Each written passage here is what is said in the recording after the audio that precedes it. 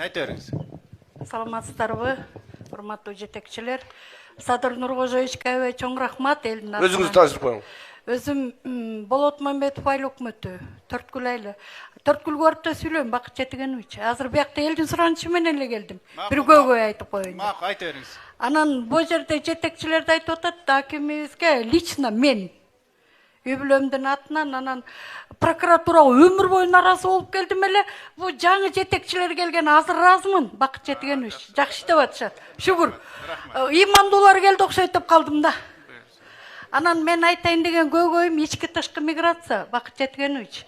Ички миграцияда жерлер даяр трансформацияга келбей, министрлигиңизге кеттиби, жогорку кеңешке кеттиби, келбей атат да. Балдар өлүп болуп жүрөт. Галстук тагынып алып, биз го Абышкам экөөбүз кайнатама рахмат. Алып коюптур, болбосо чатырда жашайт белек. Балдарыбыз үйлөнүп жайланып атат. Балдар батка менен келиндер батпайт экен, кырылып атат. Ошону бир ички миграцияны тыйып, жанагы жер үлүштөрүн берип, 7 сот уйданбы, 5 сот уйданбы, жолбосо акимибиз баш болуп, акимге да рахмат, ыраазымын, жакшы иштеп атат. Мен жакшыны жакшы деп эле айтам, жаманды жаман деп эле айтам. Сизге таарынычым бар, урматтуу губернатор. Келгениңизге канча жыл болду? Төрткүлгө келгенде жолугам дедиңиз, же сизди булар жолуктурбай койду тегерегиңиз? Билбейм да. Мен арызчыл эң болбой калган аялмын да.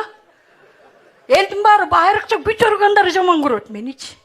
Баргам сиздин айылга, баргам. Барган менен мен жолуккан жокмун да. Жегишкүлчү сиз болбой калдыңыз, баягы ошондо сиз Атаанда сиз жолуктурбай койдуңуз теги какшаңгыр деп. Жок, сизге жолукпай кетип болот. Мен Айтыңыз. Мен 21-22 жылдары элдин суранычы менен келдим. О жерде 200 акционер бар, Бакыт Жетигенович.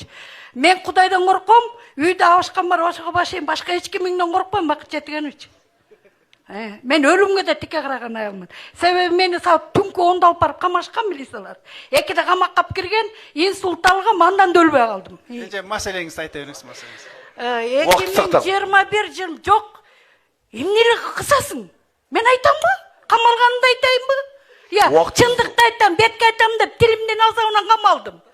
Чындыкты эч кимге айтпайт. Баары эле момдой майлайт экен. Мен майлай албайм. Айта бериңиз, айтыңыз. 21-22 жылдары бул жерде бизде Тулуп бар акционердик коому бар. Ошол тууралуу арыз жазгам. Ошондон ушул күнгө чейин бир күнү прокуратурага барат, бир күнү ГКМБга барат. Ушунтип уктап атат. Бул жерде элдерди өзүңөр айткыла десем бир акционерлер отурат. 200 киши бар. Анан ГКМБдан Робудага келген. Робудада Алшер деген тергөөчү бар. Эң сону мыкты тергей баштаган. Анан сонун эле тергеп, сонун эле Робуда иш козгоп атканда эле ГКМБ абысынбы, же түшүнбөйм, көрө албайбы? Анан ГКМБга сүйрөп кеткен.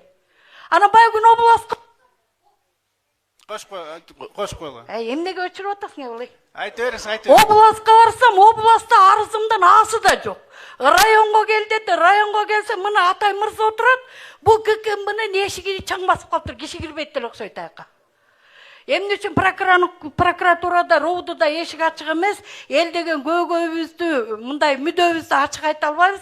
Мен бул ГКМБ тарапка аябай наразымын.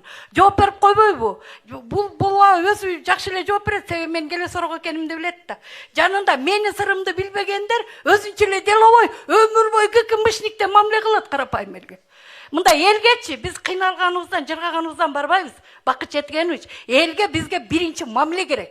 Жакшы мамиле керек. Жакшы сөз керек. Өмүр бою сиз губернатор болуп отурбайсыз, бир күн үйүңүзгө барасыз дагы.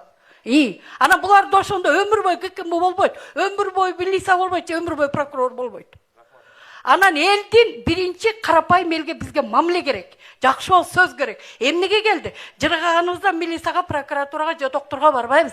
Бакыт Жетигенович, бизге жакшы мамиле кылып туруп, карапайым эл 30 жылдан бери эзилдик.